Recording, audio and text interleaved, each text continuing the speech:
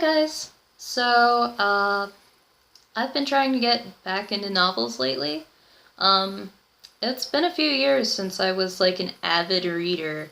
I just kind of got into reading a lot of graphic novels and nonfiction and just sort of fell out of reading, you know?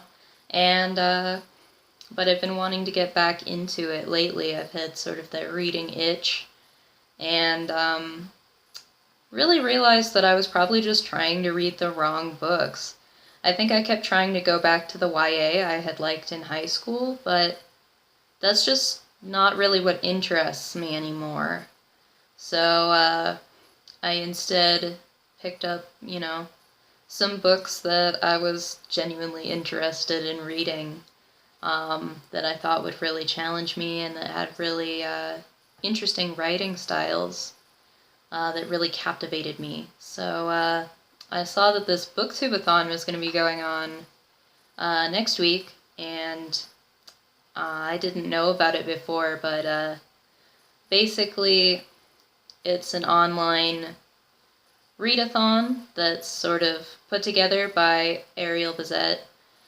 Every year it has 7 challenges, and you have to find a book that fits each challenge. And if you're interested in doing it yourself, I'll go ahead and put the original video with the challenges below, so you can watch that. But these are the books that I'm planning to read next week. And I will say I'm going to move it forward a day for myself for the sake of my own sanity. So instead of the 18th to the 24th, I will be reading the 19th to the 25th. That's just because I will be traveling all day on the 18th, and I want to give myself a full week to read these. So the first challenge is just to read a book with yellow on the cover. And for that, I chose A Tale for the Time Being by Ruth Ozeki. And this is a book that I always see the cover, and I always want to read it every time I see the cover. And I always see people raving about how good this book is. I read a little bit of it. I'm actually about 20 pages in, but I decided to postpone it so I can read it for this readathon. And I love the way it's written. I love the way the teenage character Nao's diary is written. She really feels like a real teenager, a real person. And I love the way that her story and the novelist who's reading her diary's stories are intertwined. And the author is actually a Buddhist priest. So it's really interesting to see her takes on all the, Buddhist texts she's read and Buddhist philosophy. I'm really eager to read this. So the second challenge is to read a book only after sunset, and I thought about choosing Utsubora, which is a manga I just got. That's sort of a dark psychological story, but the heart wants what the heart wants, and my heart wanted to read this cheesy pulp mystery novel from the 50s that I got from my antique bookstore recently. I'm kind of a sucker for these. I'm sure it'll be super corny, probably super sexist, but I love stuff like this. I think it'll be really fun to read only at night. And I wanted to pick something that's short and easy to read. That's why the other book I was considering was a manga, because I tend to go to bed pretty early, like really close to when the sun sets here in the middle of the summer, so I think I'll be able to finish this because it's an easy read. The next challenge was to read a book that was recommended to you by Booktube. And this is actually an author that was recommended to me, Natsuo Kirino, and this is her book, Real World, which was the only book by her that they had at my used bookstore, and the premise sounds really interesting. It's about these 4 teenage girls who learn about the brutal murder of one of the girls' neighbor, and it's apparently sort of getting into sort of the darkness of the human psyche, and especially like the viciousness of teenage girls.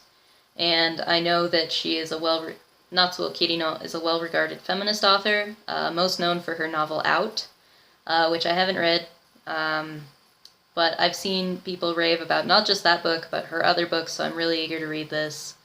It sounds really suspenseful, and dark and fast-paced. I'm really interested in it. The next challenge is to read a book by one of your favorite authors. This is the only manga on my list. It's going to be Hoshi wa Utau, or Twinkling Stars, by Natsuki Takaya, who is the author of Fruits Basket, which is my favorite manga of all time. I read this volume, well, roughly the first few chapters, like, way back when it came out in 2011 or whatever, in, like, really low quality scans, before I really knew any Japanese. So, but I got this when I studied in Japan a while ago, and I just haven't read it. And I should stop being a wimp, because I know a lot more Japanese now, and this is going to be no problem. Manga is pretty easy, especially the stuff for kids that has, like, furigana in it, which is, like, a pronunciation guide for each kanji. That makes looking up words so easy. Yeah. And it's by Natsuki Takaya, so I'm looking forward to reading this. The next challenge was to read a book that is older than you, so that means, for me, anything sort of pre-90s. And so I'm going to read Kurt Vonnegut's Mother Night. This will be my first Vonnegut. I do have Slaughterhouse-5, but it's like buried in a box somewhere, so I'm not going to be able to get to it until after I move into my new apartment. But I'm actually more interested in this book right now, because I have a friend who I think has good taste. I trust her tastes, and she's a big fan of Vonnegut, and this is her favorite book of all time. So I'm really interested to read it. It's pretty small, so it shouldn't take me that long. And yeah, really excited to read that. The next one was to read a book and then watch its movie adaptation, and I'm cheating because I am weeaboo trash. So I will be reading a book that was adapted into an anime. And that is the first light novel for Kino no Tabi, or Kino's Journey. I don't know why Tokyopop didn't bother translating the title, but whatever. I think this is the only volume in the series that was ever translated, but I'm eager to read it because I have seen the anime. I have it right here, Kino's Journey. It's 13 episodes, and it's a beautiful series. It's basically a series of vignettes, starring this character named Kino and her talking motorcycle, Hermes, as they sort of travel to different countries around the world. And she has this thing where she never stays in a country for more than 3 days at a time. And the reasons for that are revealed much later in the series and are really quite heartbreaking. But Kino is a great character, and as you can tell from the talking motorcycle, there's a great sense of sort of almost melancholy whimsy. I don't know if that's like a thing, but it is in this series. And it's very interesting. Every vignette is sort of an allegory. And I'm interested in reading the book that it's based off of. I'm sure it'll be as sort of poetic and hypnotic as the series, which I haven't seen in a few years, so it's been due for a rewatch anyway. So I'm excited to get back into Kino's Journey. And finally, the final challenge is just to read 7 books. So the 7th book is a freebie, whatever you want to read, and I have chosen Empress by Shansa. It is about Empress Wu, the only female emperor in Chinese history. A very controversial figure. She was completely defamed and demeaned by the media and by academia for centuries. And only now are we starting to sort of look at her in a more positive light, because really the only people who were defaming her during the time that she lived were Confucians, who thought that it was a hideous, like, crime against nature to have a female leader. Whereas her people actually seem to have liked her quite a bit, and she accomplished a lot. Started her own dynasty. The only reason her dynasty ended was because she died of old age.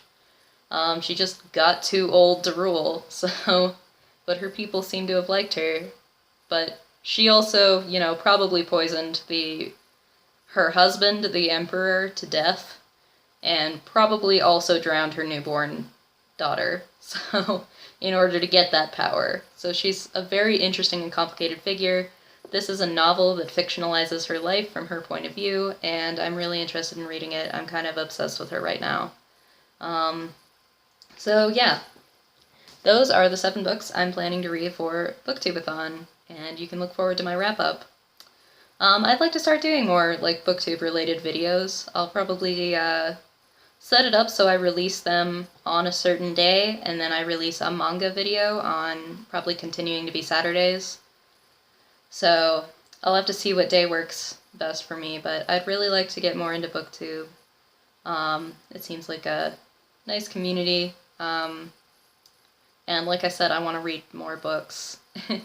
And even manga I like talking about in more depth, with more like analysis, so yeah, look forward to that, or don't, whichever. See you guys later.